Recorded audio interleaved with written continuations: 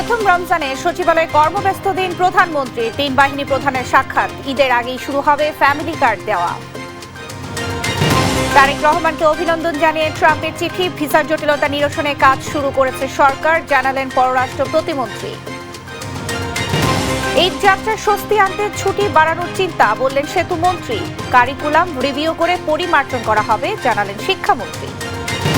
সংবিধান সংস্কার পরিষদের শপথ না নিয়ে প্রতারণা করেছে বিএনপি, অভিযোগ নাহিদের। গেজেট প্রকাশে তড়িঘড়ি, দাবি সুজনের। ট্রাইব্যুনালে বিচার অব্যাহত রাখতে সরকার ইতিবাচক, বললেন তাজুল ইসলাম। শেখ হাসিনার শাস্তি নিশ্চিতের আহ্বান আক্তারের। রমজানে অস্থির নিত্যপণ্যের বাজার, 10 লাখ পরিবারকে কম মূল্যে দুধ, ডিম, মাংস দেবে সরকার। রাজধানীতে 25 স্পটে বিক্রি শুরু। এবং বিসিবির কেন্দ্রীয় চুক্তিতে 28 ক্রিকেটার, কেউ নেই A+ ক্যাটাগরিতে। বাড়ানো হয়নি পারিশ্রমিক, সর্বোচ্চ বেতন 8 লাখ টাকা। এই অবস্থায় পড়তে না চাইলে ব্যবহার করুন রেইনবো ড্যাম প্রোটেক্টর। ইলাস্টোমের ইমার্শন থাকায় দেয়াল থাকে damp proof rainbow paints, colour of joy. সংবাদ সন্ধ্যায় দেখছিলেন সুপারবোর্ড সংবাদ শিরোনাম, সঙ্গে আছি আমি শারমিন নাসি। এবারে বিস্তারিত। নতুন সরকারের দ্বিতীয় কর্মদিবস আর প্রথম রমজানে সচিবালয়ে কর্মব্যস্ত দিন কাটিয়েছেন প্রধানমন্ত্রী তারেক রহমান। এদিন বিভিন্ন বাহিনী ও সংস্থার শীর্ষ কর্মকর্তাদের সঙ্গে বৈঠকের পাশাপাশি ফ্যামিলি কার্ড, বছরে 5 কোটি গাছের চারা রোপণ ও নদী, খাল, জলাধার খনন ও পুনর্খনন নিয়ে গুরুত্বপূর্ণ আন্তঃমন্ত্রণালয় বৈঠক করেন প্রধানমন্ত্রী। ঈদের আগেই প্রতিশ্রুতি অনুযায়ী নারীদের স্বাবলম্বী করতে পর্যায়ক্রমে ফ্যামিলি কার্ড দেওয়া শুরু হবে বলে জানিয়েছেন সরকারের মন্ত্রীরা। আর বছরে 5 কোটি বৃক্ষরোপণের কর্মসূচি শুরু হচ্ছে মে মাস থেকে। দেশব্যাপী খাল খননের কর্মসূচির অধিকাংশ কাজও প্রথম 180 দিনের মধ্যেই সম্পূর্ণ করতে চায় সরকার। সাইফুল রিপনের রিপোর্ট। রমজানের প্রথম দিনে সকাল 9:15টার দিকে সচিবালয়ের নিজ কার্যালয়ে সেনাপ্রধান জেনারেল ওয়াকারুজ্জামান, নৌবাহিনী প্রধান অ্যাডমিরাল মোহাম্মদ নাজমুল হাসান ও বিমান বাহিনী প্রধান air chief marshal Hasan Mahmud খানের সঙ্গে বৈঠক করেন প্রধানমন্ত্রী তারেক রহমান। এরপর বিএনপির নির্বাচনী প্রতিশ্রুতি, ফ্যামিলি কার্ড চালু করার লক্ষ্যে কর্মপরিকল্পনা চূড়ান্তকরণ সংক্রান্ত আন্তঃমন্ত্রণালয় সভায় অংশ নেন প্রধানমন্ত্রী। বৈঠক শেষে কর্মপরিকল্পনা বাস্তবায়নে নেয়া নীতিগত সিদ্ধান্ত তুলে ধরেন মন্ত্রীরা। জানান, ঈদের আগেই পাইলট প্রকল্পের মাধ্যমে হতদরিদ্র নারীদের হাতে তুলে দেয়া হচ্ছে ফ্যামিলি কার্ড। এই মাস থেকেই, ঈদের আগেই আমরা আমাদের এই ফ্যামিলি কার্ড বন্টনের কাজ বাস্তবায়ন শুরু করব ইনশাআল্লাহ। যে মা পরিবারের নেতৃত্ব দেয় সেই মার নামে এটা ইস্যু হবে এবং ওনারা এটাকে গ্রহণ করবে এবং আমরা এটাকে একদিনে পারবো না, এটাকে আমাদের এনআইডির সাথে কোইনসাইড করে আমরা দ্রুততম সময়ের মধ্যে, তবে এটা দেখা যাবে যে আমরা আগামী 6 মাসের, ঈদের আগে তো অবশ্যই শুরু হয়ে যাবে, বাট দেখা যাবে যে 3 মাস 6 মাসের মধ্যে আমাদের কাভারেজ মোর দেন 50% হয়ে যাবে। পরে 5 বছরে 25 কোটি বৃক্ষরোপণ এবং জাতীয় পর্যায়ে নদী, খাল, জলাধার খনন ও পুনঃখনন কর্মসূচি বিষয়ক আন্তঃমন্ত্রণালয় বৈঠক করে প্রধানমন্ত্রী। বৈঠক শেষে মে মাস থেকেই গাছের চারা রোপণ কর্মসূচি শুরুর কথা জানান বন ও পরিবেশ মন্ত্রী আব্দুল্লাহ ওয়াল মিন্টু। মে মাসে আমাদের শুরু হবে, এটা জুলাই পরে তো আর লাগানো যায় না। তো এবছর তো এত 5 কোটি আগে চারা করা হয় নাই। এখন আমরা আমাদের যে 3টা ডিপার্টমেন্ট যেখানে যেখানে চারা পাওয়া যায়, আমাদের এগ্রিকালচার ডিপার্টমেন্টের কিছু আছে, আমাদের এনভায়রনমেন্টের ফরেস্টের কিছু আছে, আরেকটা কোথায় যদি আছে, আর প্রাইভেট সেক্টরও আছে নার্সারিগুলোতে। এগুলো সব খোঁজ করে যা পাওয়া যায় সবে আমরা লাগাবো। দেশজুড়ে খাল খননে 4টি মন্ত্রণালয়ের সমন্বয়ে গঠিত কমিটির আগামী সপ্তাহে দেয়া প্রতিবেদনের উপর ভিত্তি করে দ্রুততম সময়ে খাল খনন কর্মসূচি শুরু করা হবে বলে জানান পানি সম্পদ মন্ত্রী শহীদুদ্দিন চৌধুরিয়ানী। 4টা মিনিস্ট্রির একটা কনসার্ন এবং কবে নাগাদ আমরা শুরু করতে পারবো, এটা আমরা এই সপ্তাহে বসে, পরবর্তী সপ্তাহে বসে সিদ্ধান্ত নিব। এবং সিদ্ধান্তটা খুবই গুরুত্বপূর্ণ এই কারণে যে এই কাজটা আমাদেরকে 180 দিনের মধ্যে শুরু এবং ম্যাক্সিমামটা করতে হবে। কর্মব্যস্ত দিন শেষে বেলা 4:15টার দিকে বাসভবনের উদ্দেশ্যে নিজ কার্যালয় থেকে বের হন প্রধানমন্ত্রী তারেক রহমান। সাইফুল রিপন, দেশ টিভি, ঢাকা। প্রধানমন্ত্রী হিসেবে দায়িত্ব গ্রহণ করায় বিএনপি চেয়ারপারসন তারেক রহমানকে অভিনন্দন জানিয়েছেন যুক্তরাষ্ট্রের প্রেসিডেন্ট ডোনাল্ড ট্রাম্প। বৃহস্পতিবার দুপুরে বাংলাদেশের পররাষ্ট্র মন্ত্রণালয়ের ভেরিফাইড এক্স অ্যাকাউন্টে দেয়া এক পোস্টে এই তথ্য জানানো হয়। পোস্টটিতে প্রেসিডেন্ট ট্রাম্পের 18 ফেব্রুয়ারি স্বাক্ষর করা একটি চিঠিও সংযুক্ত করা হয়েছে। অভিনন্দন বার্তায় তিনি পারস্পরিক শ্রদ্ধা ও অভিন্ন স্বার্থের ভিত্তিতে একসঙ্গে কাজ করার আশা প্রকাশ করেন। এদিকে যুক্তরাজ্যের প্রধানমন্ত্রী কিয়ার স্টারমারও তারেক রহমানকে অভিনন্দন জানিয়েছেন। একই সঙ্গে সুইজারল্যান্ডের প্রেসিডেন্ট গি ভারমেলিন অভিনন্দন জানিয়ে দুদেশের দীর্ঘদিনের গঠনমূলক ও বন্ধুত্বপূর্ণ সহযোগিতা পারস্পরিক স্বার্থের বিভিন্ন ক্ষেত্রে আরও গভীর করার প্রত্যাশা ব্যক্ত করেছেন। বিভিন্ন দেশের সঙ্গে ভিসার জটিলতা নিরসনে সরকার কাজ শুরু করেছে বলে জানিয়েছেন পররাষ্ট্র প্রতিমন্ত্রী শামা ওবায়েদ। পররাষ্ট্র মন্ত্রণালয়ে তিনি জানান, দেশের স্বার্থ অক্ষুণ্ণ রেখে বিভিন্ন দেশের সঙ্গে বন্ধুত্ব ও সম্পর্ক বজায় রাখবে বাংলাদেশ। বলেন, এই দেশকে বাংলাদেশকে ভিন্ন নজরে দেখতে হবে বিশ্বকে। মুক্তা মাহমুদের রিপোর্ট। দায়িত্ব নেয়ার দ্বিতীয় দিন প্রথমবার বৃহস্পতিবার সকালে পররাষ্ট্র মন্ত্রণালয়ে আসেন পররাষ্ট্রমন্ত্রী খলিলুর রহমান ও পররাষ্ট্র প্রতিমন্ত্রী শামা ওবায়েদ। পরে মন্ত্রণালয়ের বিভিন্ন পর্যায়ের কর্মকর্তাদের সঙ্গে বেশ কয়েকটি বৈঠক করেন তারা। দুপুরে ভবিষ্যৎ কর্মপন্থা এবং নিজ মন্ত্রণালয়ের চ্যালেঞ্জ নিয়ে পররাষ্ট্র প্রতিমন্ত্রী সাংবাদিকদের সঙ্গে কথা বলেন। প্রতিবেশী ভারত সহ বিভিন্ন দেশের সঙ্গে সম্পর্কের চ্যালেঞ্জ নিয়ে তিনি বলেন, আলোচনায় দেশের স্বার্থ অগ্রাধিকার পাবে। সব দেশের সাথেই তো আমাদের চ্যালেঞ্জ আছে, আমাদের ইস্যুস আছে। সেই ইস্যুসগুলো সমাধান করার জন্য আমাদের বাইল্যাটারাল মাল্টিল্যাটারাল ভাবে আমাদের এগোতে হবে, সেটা আমরা এগোবো। এবং আগেই তো বলেছি, আমাদের সকল রাষ্ট্রের সাথে সকল সরকারের সাথে আমাদের সম্পর্ক থাকবে। আমাদের স্বার্থ, বাংলাদেশের জনগণের স্বার্থকে সুরক্ষিত করে, বাংলাদেশের মেরুদণ্ড সোজা করে বাংলাদেশ সকল দেশের সাথে সকল রাষ্ট্রের সাথে যোগাযোগ রাখবে, কথা বলবে, বন্ধুত্ব রাখবে। সেই মেরুদণ্ডটা আমাদের অনেকদিন পরে শক্ত হয়েছে। বাংলাদেশের জন্য যেসব দেশের ভিসা বন্ধ, সেগুলোর ব্যাপারে মন্ত্রণালয় কাজ করছে বলে জানান পররাষ্ট্র প্রতিমন্ত্রী। ভিসার ব্যাপারে অবগত আছি, আমরা এটা নিয়ে কাজ করছি। এটা কিভাবে আরো সামনে এই সমস্যাগুলো সমাধান করা যায় সেটা নিয়ে আমরা কাজ করছি। ভারতে পালিয়ে থাকা দণ্ডিত সাবেক প্রধানমন্ত্রী শেখ হাসিনাকে দেশে ফেরানোর বিষয়ে তিনি বলেন, এটা চলমান প্রক্রিয়া। অবশ্যই সেটা নিশ্চয়ই পররাষ্ট্র মন্ত্রণালয় দেখবে। সেটা যে চলমান আছে প্রক্রিয়া তো চালিয়ে নিয়ে যেতে হবে। বিএনপির নির্বাচনী ইস্তেহার বাস্তবায়নে সবাইকে নিয়ে কাজ করার কথা জানান পররাষ্ট্র প্রতিমন্ত্রী শামা ওবায়েদ। সেই ইস্তেহারটা ইমপ্লিমেন্ট করার কাজে আমাদের পররাষ্ট্র মন্ত্রণালয়ের একটা গুরুত্বপূর্ণ ভূমিকা আছে। মুক্তা মাহমুদ, দেশ টিভি, ঢাকা।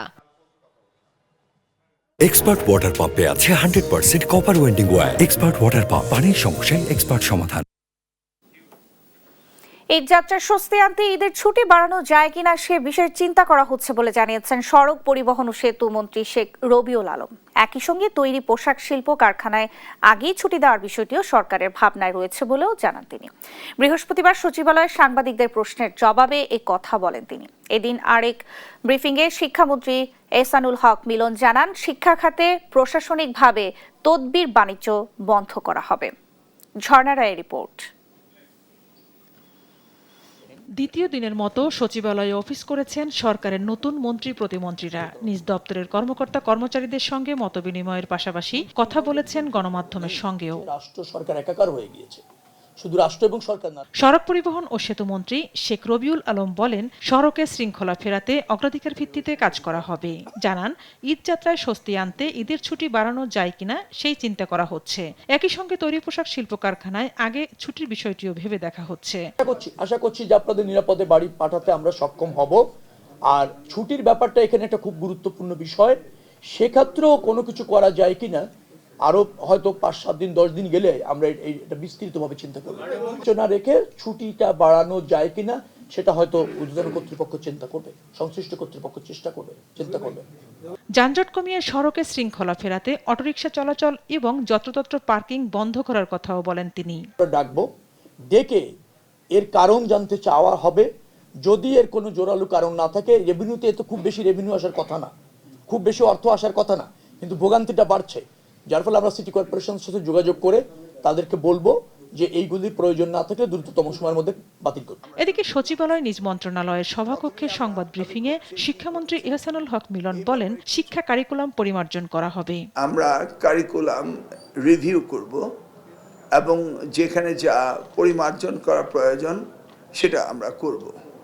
সেই জন্য আমাদের একটু ইন্টারনাল প্রিপারেশনের প্রয়োজন রয়েছে। এনসিটিভিতে যারা কারিকুলাম এক্সপার্টিস রয়েছে তাদের মধ্যেও কিছু সমন্বয় সাধন করা এবং কোয়ালিফাইড কারিকুলাম যারা করবে তাদের ওখানে প্রয়োজন রয়েছে। ইতিমধ্যেই সেই বিষয়গুলোকে আমরা দেখব বলে আজকে আশ্বাস দিয়েছি।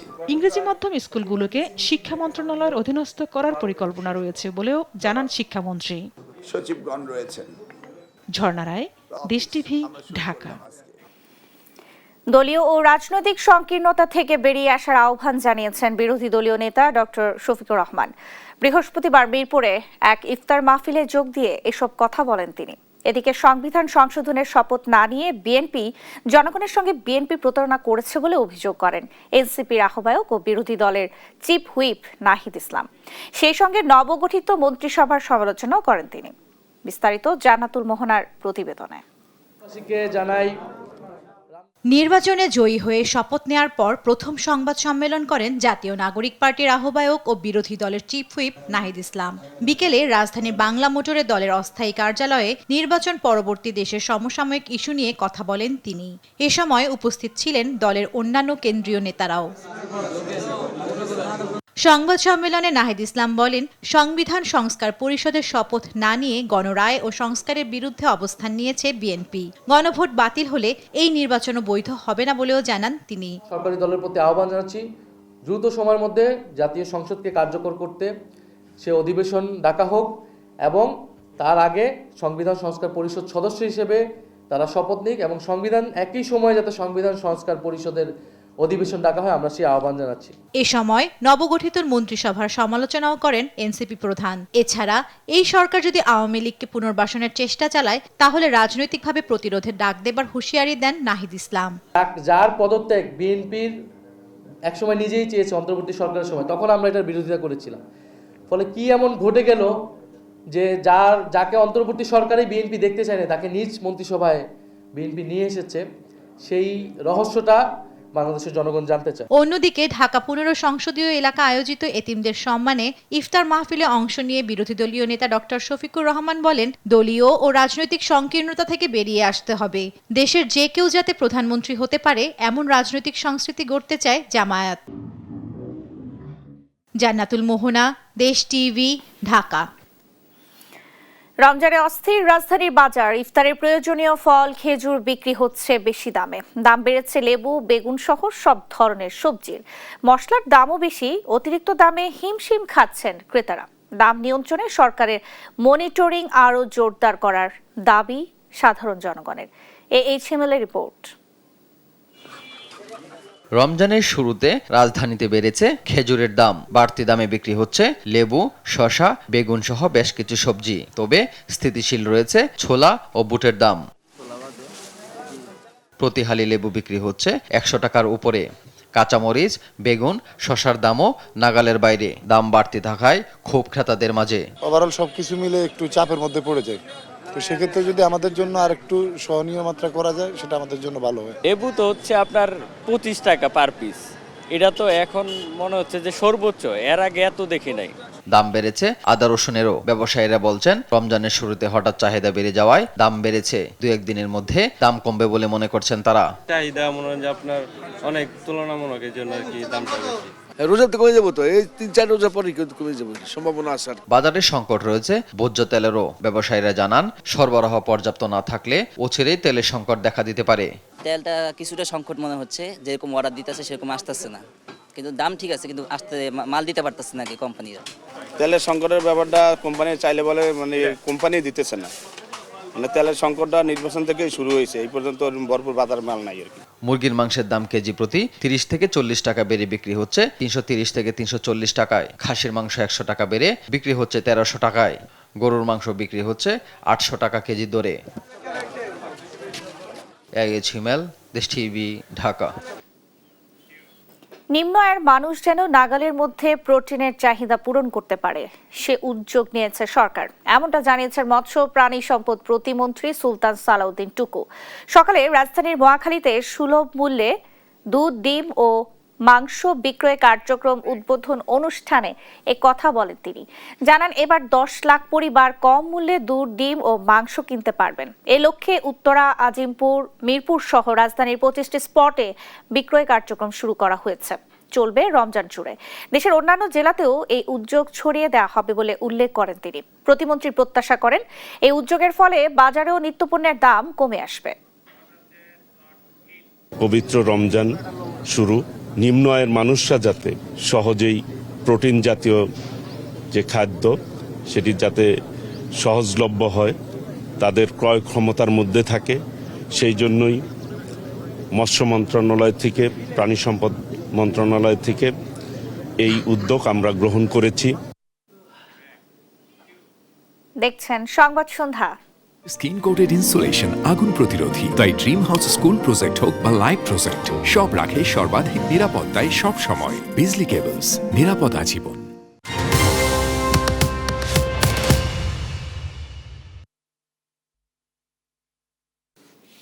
আন্তর্জাতিক অপরাধ ট্রাইব্যুনালে বিচার যেভাবে চলছে সেভাবেই চলবে, এ ব্যাপারে সরকার ইতিবাচক বলে জানিয়েছেন চিফ প্রসিকিউটর মোহাম্মদ তাজুল ইসলাম।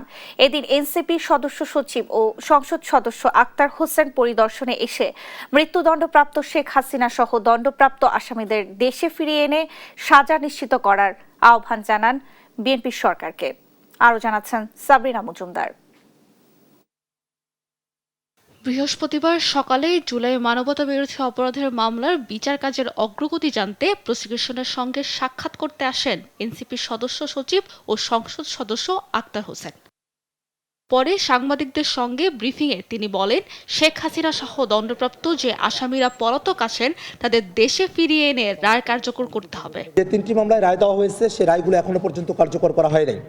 যে সরকার নির্বাচিত হয়েছেন বিএনপি সরকারের কাছে আমরা উদাত্ত কণ্ঠে আহ্বান জানাবো, শেখ হাসিনা সহ যারা ফাঁসির আসামি আছে, যারা দণ্ডপ্রাপ্ত আসামি আছে, তারা বিদেশের যেখানেই থাকুক না কেন তাদেরকে দেশে ফিরিয়ে নিয়ে এসে তাদেরকে শাস্তি কার্যকর করতে হবে। আন্তর্জাতিক অপরাধ ট্রাইব্যুনালে কোনোভাবেই যেন বিচার বাধাগ্রস্ত না হয় তা নিশ্চিত করার আহ্বানও জানান তিনি। বাংলাদেশের সংস্কারকে বাস্তবায়ন করা এবং বিচারকে কার্যকর করা এবং সেটা বিচার যে দৃশ্যমান হয়ে উঠল, শাস্তি যে কার্যকর হলো সেটা দেখাটা আমাদের জন্য এবং আমাদের যারা শহীদ ভাইরা জীবন দিয়েছেন তাদের আত্মার শান্তির জন্য সবথেকে প্রধানতম কর্তব্য। এদিন চিফ প্রসিকিউটর জানান, সরকার পরিবর্তন হলেও বিচার কাজ চলবে স্বাভাবিক গতিতে। এ ব্যাপারে ইতিবাচক সরকারও। সরকার আমাদেরকে সুনির্দিষ্টভাবে কিছু না বললেও আমাদেরকে ইঙ্গিত দিয়েছেন চলমান রাখার ব্যাপারে। যতক্ষণ পর্যন্ত আমরা দায়িত্বে আছি আমরা স্বাভাবিক গতিতেই সমস্ত কর্মকাণ্ড চলমান রাখব এবং এটাই ন্যায় বিচারের দাবি। এদিকে জুলাই হত্যাকাণ্ডে ওবায়দুল কাদের সহ 7 জনের বিরুদ্ধে ট্রাইব্যুনাল 2-এ সাক্ষ্য দেন মিরপুর এলাকায় শহীদ ফজলে রাব্বির বাবা ও শহীদ তানহার বাবা। এছাড়া র্যাবের টিএফআই সেলে গুম ও নির্যাতনের মামলায় সাক্ষ্য পিছিয়ে 25 ফেব্রুয়ারি ধার্য করেছে ট্রাইব্যুনাল 1। এছাড়া গাজীপুরের জঙ্গি নাটক সাজিয়ে 7 জনকে হত্যা মামলার অভিযোগ গঠনের বিষয়ে শুনানি 2 মার্চ ধার্য করা হয়। সাবরিনা মজুমদার, দেশ টিভি, ঢাকা। খরচ বাঁচে 65% পর্যন্ত। ওয়ালটন বিএলডিসি ফ্যান ছড়ায় স্বস্তির সবুজ হাওয়া। দেখছেন সংবাদ সন্ধ্যা। এসডব্লিউআর পাইপি মাপে যা বলে তাই দেয়। RFL SWR pipe and fittings.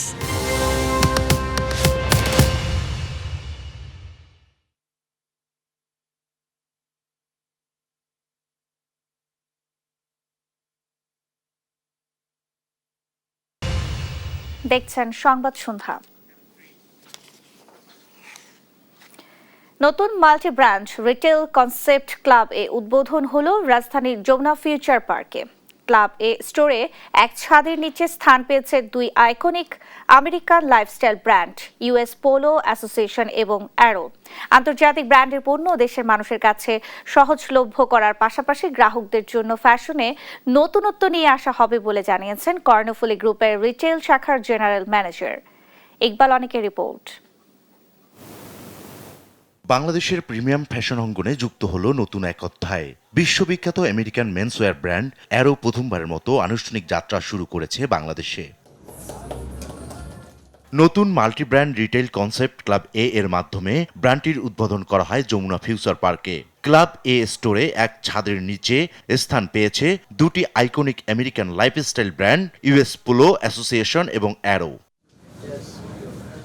আন্তর্জাতিক ব্র্যান্ডের পণ্য দেশের মানুষের কাছে সহজলভ্য করতে এমন উদ্যোগ বলে জানান কর্ণফুলী গ্রুপের রিটেল শাখার জেনারেল ম্যানেজার। ইউএস পোলো অ্যারোর জেনুইন প্রোডাক্ট আমরা ইম্পোর্ট করে এই শোরুমগুলোতে বিক্রি করব। যেহেতু ইম্পোর্টেড প্রোডাক্ট এবং জেনুইন প্রোডাক্ট, যে প্রাইস এখানে ফিক্স করা আছে সেটা অত্যন্ত কম্পিটিটিভ এবং অন্যান্য যে গ্লোবাল ব্র্যান্ডের যে প্রাইস আছে এইটার সাথে একদমই সমতুল্য। ধাপে ধাপে বাংলাদেশের বিভিন্ন গুরুত্বপূর্ণ স্থানে শোরুম স্থাপনের পরিকল্পনার কথাও জানান তিনি। ইউএস পোলো অলরেডি একটা স্ট্রং একটা অবস্থান বাংলাদেশে তৈরি করেছে। এটার সাথে অ্যারো ফর্মাল ওয়্যার হিসাবে বা প্রফেশনাল ওয়্যার হিসাবে নতুন করে যোগ হলো। আমরা এই সম্ভাবনার উপর ভিত্তি করে আমরা প্রাইমারিলি ক্যাপিটাল সিটি, পরবর্তীতে আমরা যে ডিভিশনাল সিটি চিটাগং, খুলনা, সিলেট এগুলোতে আমরা এক্সপানশন করব। উদ্বোধন অনুষ্ঠানে উপস্থিত ছিলেন কর্ণফুলী গ্রুপ ও যমুনা ফিউচার পার্কের ঊর্ধ্বতন কর্মকর্তারা। ইকবাল অনিক, দেশ টিভি, ঢাকা। দেখছেন সংবাদ সন্ধ্যা।